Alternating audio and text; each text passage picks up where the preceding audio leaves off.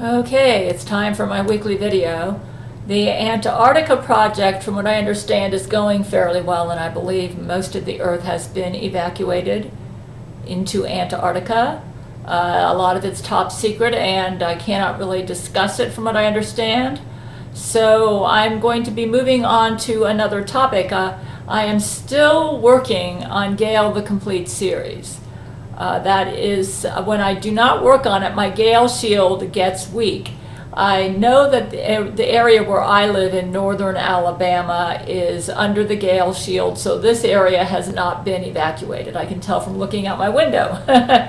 And I'm still able to go take the bus or whatever to go to the stores. So, yeah, that's because my Gail shield is up and protects me from Lizzo's bombs.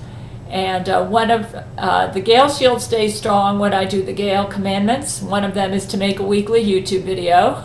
So here I am. And when I work on Gail the Complete series. So I am going to be sure to continue on that. Yeah, basically anything that makes Jesus happy, because the Gail shield is an extension of Jesus himself. Keeps my Gail shield strong. And we know that he loves it when I work on Gail the Complete series. I have been doing, right now I'm on the Northridge earthquake short story. And yeah, when the Antarctica project is complete, I will definitely be making a follow-up video to let you know all the stuff that I apparently cannot talk about right now. To be honest with you, I don't really know. A lot of what we're doing is so top secret that even Brent and my men cannot discuss it with me. We have to make sure we protect the people who are there. Okay. Yeah, I've been really busy working on Gail the Complete series. I finished Basement Concentration Camp, and I'm now working on the Northridge earthquake story, which is going to be the true story about the events leading up to the Northridge earthquake, which I personally believe God sent. Yeah. It's a very interesting story. I do believe that around November '93 is when Brent Spiner figured out that I was the great niece of Howard Hughes. Yes, I am. If Brent had told me that, if he was able to talk to me, but Laurie McBride got injected into his life, so he wasn't. But if he was able to talk to me back in November '93, and if he had told me that I was the great niece of Howard Hughes, I wouldn't have believed him, probably. That is how well the Jesuits kept my real history hidden from me. They wanted me to believe that I was some inconsequential nobody, so that their goal was to kill me and make it look like it was a natural death, which is one of their favorite methods. But yeah, my research on Howard Hughes, you say, how did you figure out that Brent had to figure out that you were the great niece of Howard Hughes? He had to have known, simply because he got a wiretap on my phone starting January. It happened actually during the aftershocks of the Northridge earthquake, so it was around January the 18th is when he started getting a wiretap. So I knew he had a wiretap, and Brent has even verified that to me. So I did some research on wiretap, and I thought, whoa. And I know he had a wiretap on my phone from about January 18th, I would say 1994, until, I would say, for almost 10 years. Yeah, almost 10 years, until it lasted until Vladimir was able to connect me through the brain-to-brain servers. And back then, when I figured out he wiretapped my phone, I thought he was just being clever, because Paramount Studios used a woman attorney to write me a letter accusing me and my husband of harassment, and that's because I didn't know that I was married to a Jesuit agent. But it's a kind of a long, complicated story. But the Jesuits used my Jesuit husband to write a nasty... There were very few people that I confided in about my long-distance pen friendship with Brent in 1991 to 93. One of them her name was Leslie Jacobs, and her husband Gary Jacobs. They were members of my church. And I ended up confiding in a social worker at the Seattle Children's Hospital when the Jesuits caused my son to get a sudden, debilitating asthma pneumonia attack, where within 5 minutes he was on the ground and he couldn't breathe. I brought him to the doctor's office.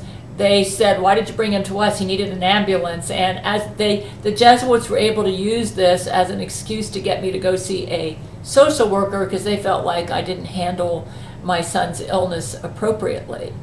And I ended up confiding they said, the social worker said, "You seem to be upset about something that seems to be affecting your ability to care for your son." And I ended up admitting that I was a little worried about Brent because he was I admitted my relationship with Brent Spiner, though I did not say that I was in love with him. I just said I had a very special pen friendship with him.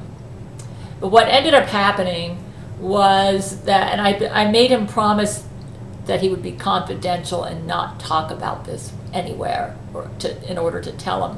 I said, "I will let you know what's kind of bothering me right now, as you promised confidentiality," and he did, but he lied because he ended up writing it in his notes. And in his notes, this was a social worker named Jordan Friedman. This was in Seattle, July 1993. He wrote that I admitted that I was in love. This is the words he used, though I'd never used the words in love. This was something he just inferred, with a Star Trek character. And the insurance mailed those notes to my husband, who got them at the end, right around Thanksgiving, November 1993. My husband read those. He was infuriated. He'd already banned me from watching Star Trek: The Next Generation. I was watching it on the sly, writing letters to Brent on the sly. And I never told him that Brent called me on the phone and made love to me on the phone. I kept all that very secret. In fact, I don't think I told anybody about that. Not even the social worker or my friend Leslie. Though I think they kind of figured it out. Or they assumed I was mentally ill. I don't think my friend Leslie thought that way. But I think that I actually told Leslie a little bit more than I told the social worker because I trusted her more. And so, so my husband got it. He demanded that I give him the Paramount Studios address, and he wrote a nasty letter to Brent and threatened bad press to Brent and the studios for apparently he was saying that Brent needs to lay off on his wife, and he threatened to divorce me if I wouldn't give him the address. So I gave him the address that I used to write Brent, and he said, "You are not to write," my husband said, "you are not to write Brent anymore, I will divorce you." So, I didn't have a job, and I had turned Brent down. He propositioned me on the phone, and I turned him down, so I didn't have him for backup, and I wasn't sure, whether he was willing to marry me. Because I turned him down, though I wanted to be his friend, and Paramount used that as an excuse. I would say a couple months later, and what's really interesting, there was stuff going on that I didn't know going on with Brent. I didn't know about Laurie McBride having drug raped him in September 1992. Brent wasn't allowed to tell me because Laurie threatened to kill me if he did. And all of this I'm going into in my short story. It's actually a fascinating read, and I have such sharp intuition. I am what you call an intuitive writer. I took the Myers-Briggs test and I came out INFP. Buddha has warned me not to put too much stock in the labels. Let's just put it this way. I've been listening to Lauren Sobola because I have her book, The INFJ Writer, and I also have been listening to some of her videos because I am an intuitive writer. Every time I take the Myers-Briggs test, though, I come out INFP. And my husband, Brent, he comes out INFJ. So we're both very intuitive. I will say this much. Whether I'm exactly an INFP, I am very intuitive, okay? I will admit that I can identify with a lot of what I read about INFJs as well. So Yeah, I'm kind of like what you call an empath, and INFJs tend to be like that. Or intuitive people, and it's gotten me in a lot of trouble. Yeah, but it greatly helps my writing. The trick is I have to get into my intuitive space when I write, but when I get in my intuitive space, I get brilliant insights. And when I got into my intuitive space, I figured out that Brent had to have gone legal in order to get the wiretap. You see, there are very strict privacy laws, especially in states of California and Washington, where I lived at the time. In California and in Washington, you have to have all parties consent to get a wiretap on a phone. And this is like for even just a month. And and if you don't have that, then you gotta have evidence that a very serious crime can be prevented, or you need to get evidence for it in order to get the wiretap. And I do believe that that is what happened. I believe because Lori was using death threats on me to maintain her relationship with Brent. And I think he was concerned that she would carry them out. So I think he went through LeVar Burton, okay? This is what my intuition picks up, because LeVar Burton killed Lori McBride, clone number 1. So LeVar Burton was one of Brent Spiner's closest friends while he was working at Star Trek The Next Generation.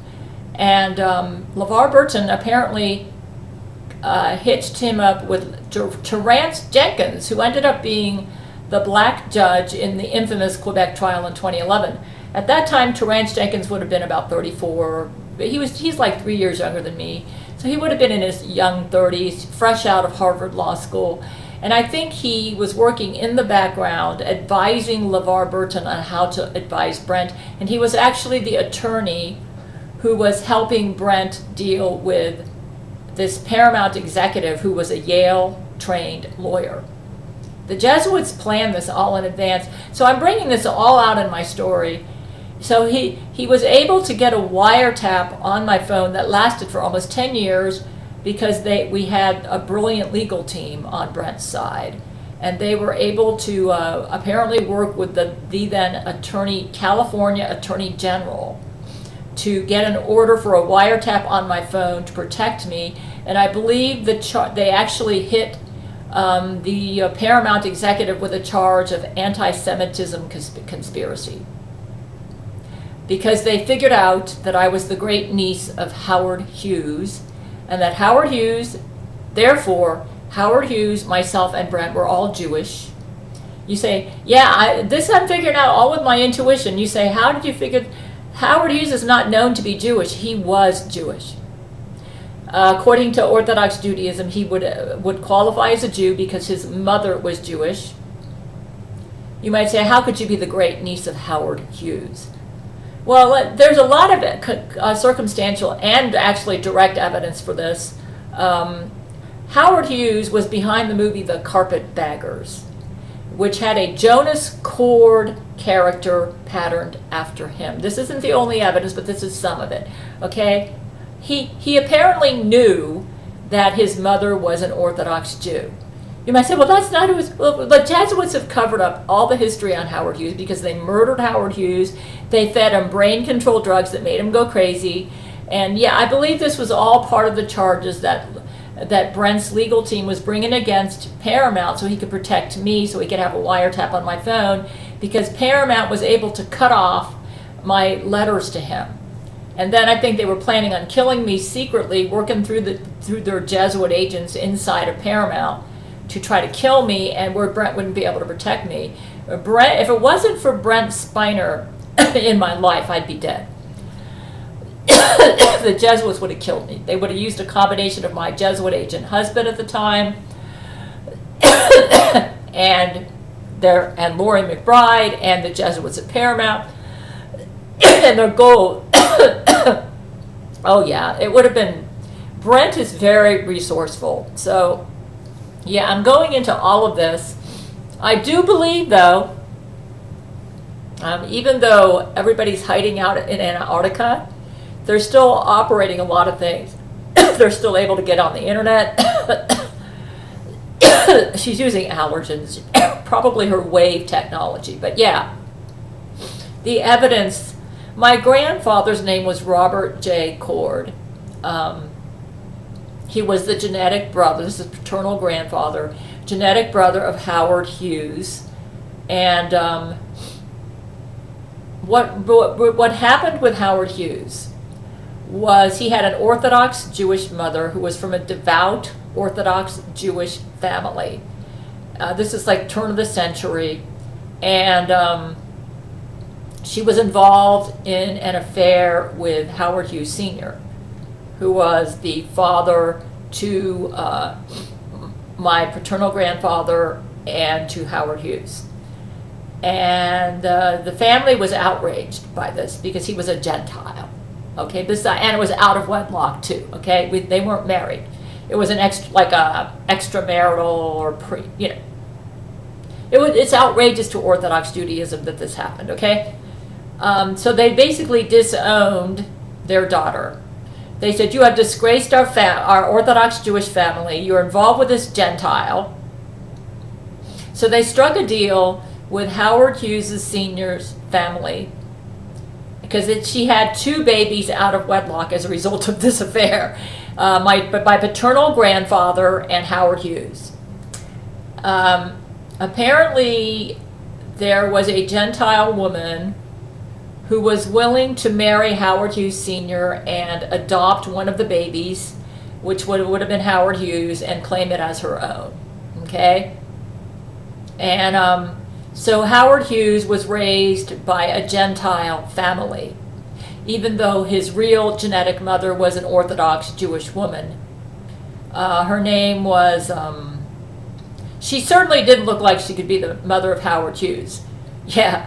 She looked like a farm girl, but yeah, she got involved. This Orthodox Jewish girl got involved with a rich family, a rich Gentile family. She fell in love with. This happened like in the Midwestern United States, Iowa or something, and so yeah.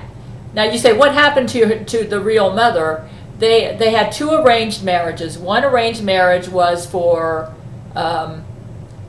Howard Hughes Sr. to marry the Gentile woman and adopt one of the kids, which ended up being Howard Hughes. The other kid, which was actually, Howard Hughes was the second born. My paternal grandfather was the firstborn, okay? They were born, I think, a couple of years apart. So this out of wedlock, this forbidden relationship lasted for several years. The Jewish, Orthodox Jewish grandma, my great-grandma, actually, she ended up marrying, I think his name was Chord. Yeah, his name was Chord. I think it was William Chord. And so my paternal grandfather got the name of Chord. So he ended up with a stepfather, okay, who wasn't his real genetic father. His real genetic, my paternal grandfather, his real genetic father was Howard Hughes Sr., okay? Yeah, so these 2 genetic brothers were raised in 2 different families, okay?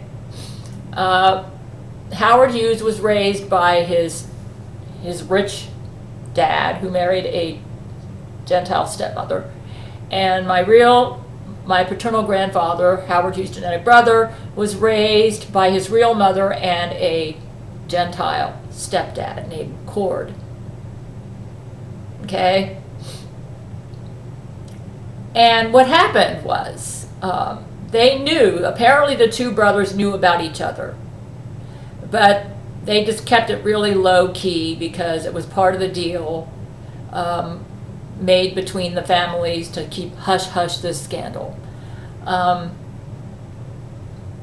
Because it was a disgrace to their Orthodox Jewish community that this happened. They didn't want their Orthodox Jewish community to know that their daughter had disgraced them, so it was all hush-hush.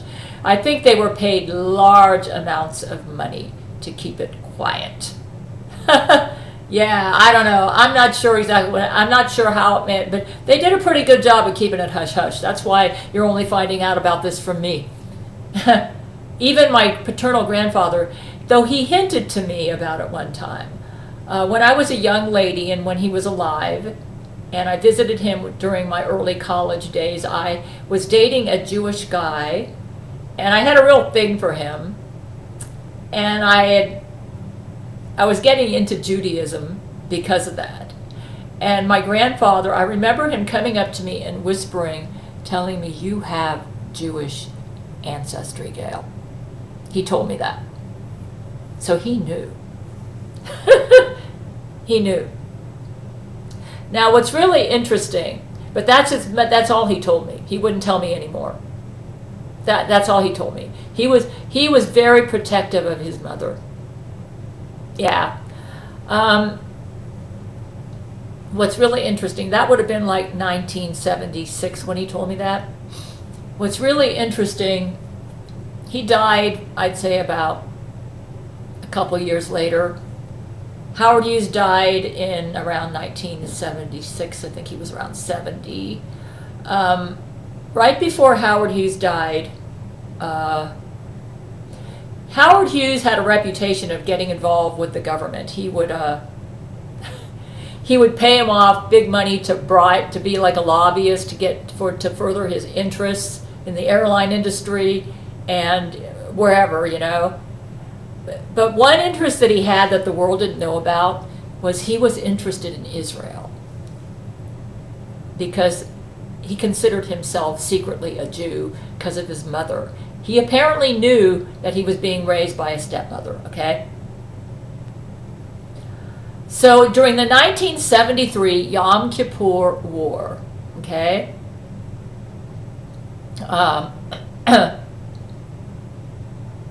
I believe, and Nixon was in power at that time as president, and Golda Meir was the prime minister of Israel.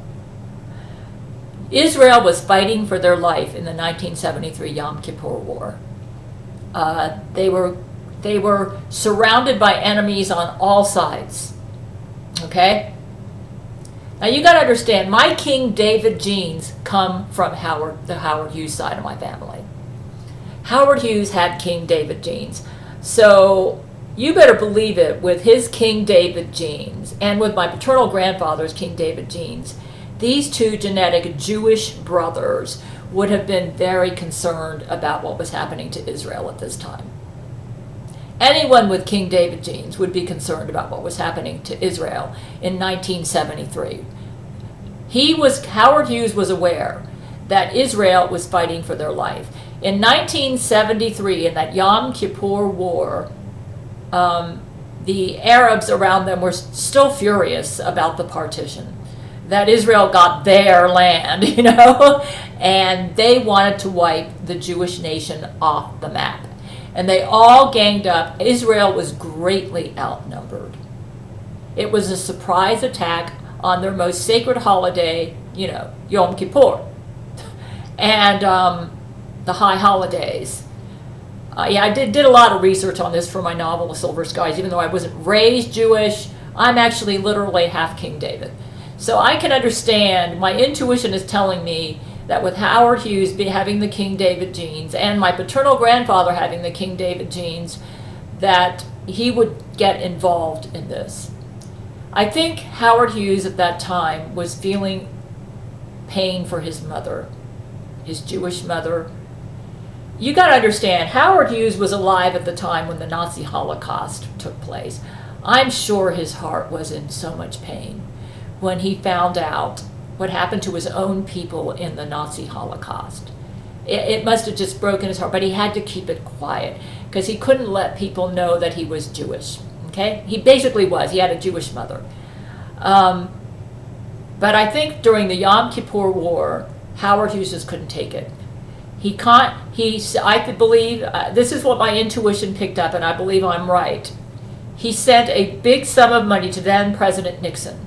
Now, Kissinger was against helping Israel. He said, "No, Nixon, you don't want to get involved with this. We're going to get in a worse Cold War with Russia. This is going to be the end of your presidency," and maybe that was. Nixon was embroiled in the Watergate scandal at this time, and I think his decision to help Israel, what happened was, I believe Howard Hughes bribed President Nixon with a big sum of money to send arms to help out Israel during the 1973 Yom Kippur War. Okay? My intuition picked this up. He was a Jew, and he said, I cannot sit on this. My people in Israel, these are all concentration camp survivors. They're all about to be annihilated. He said, I've got to do something. So he sent money to President Nixon, saying, send arms to Israel, please, I beg of you.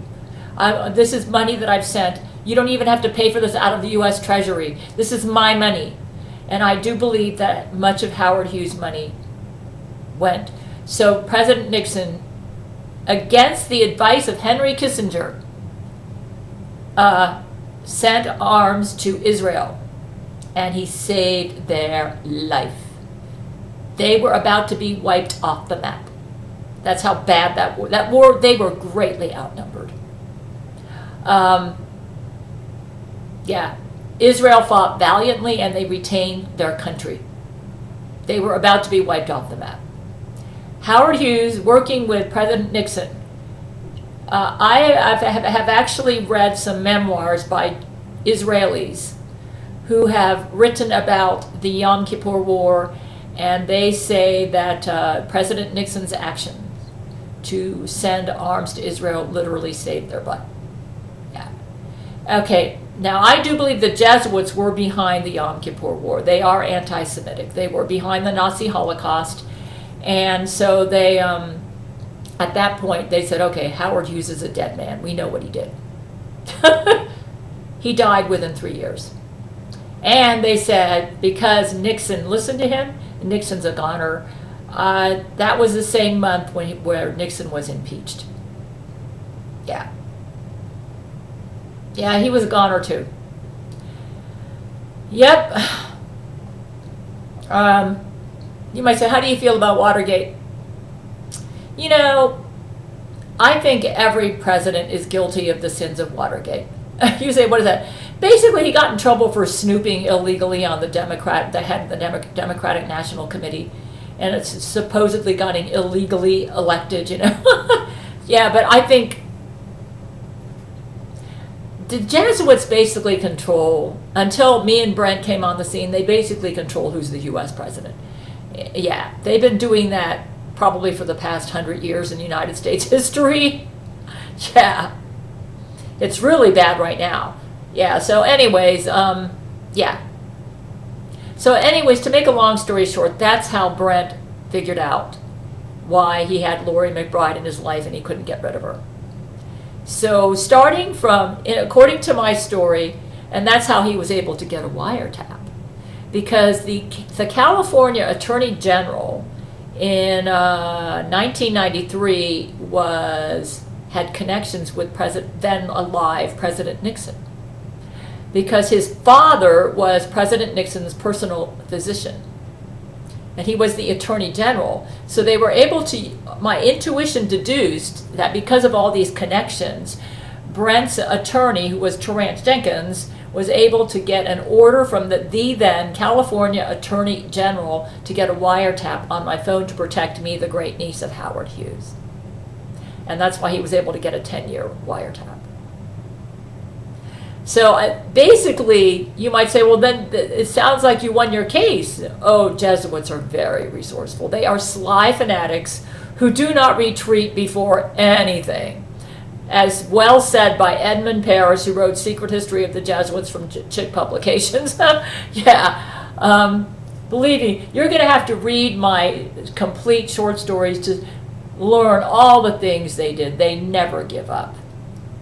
But I had to figure out how Brent was able to get a wiretap that lasted for 10 years.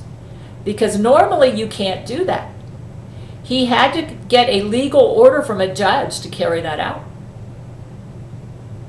Yeah, it lasted for 10 years.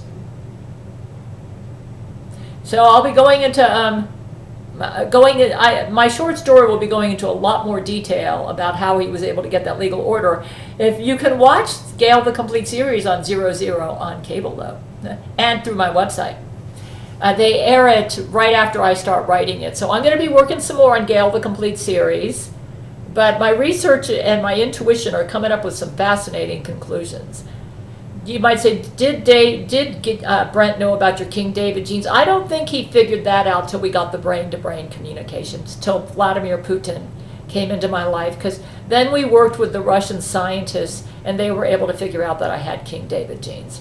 So Brent didn't know about the King David genes till about maybe 2001, 2002. But he obviously knew about the Howard Hughes connection.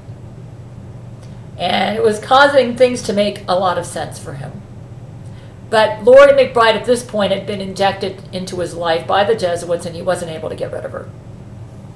And the Jesuits were ready to move heaven and earth to prevent his marriage to me.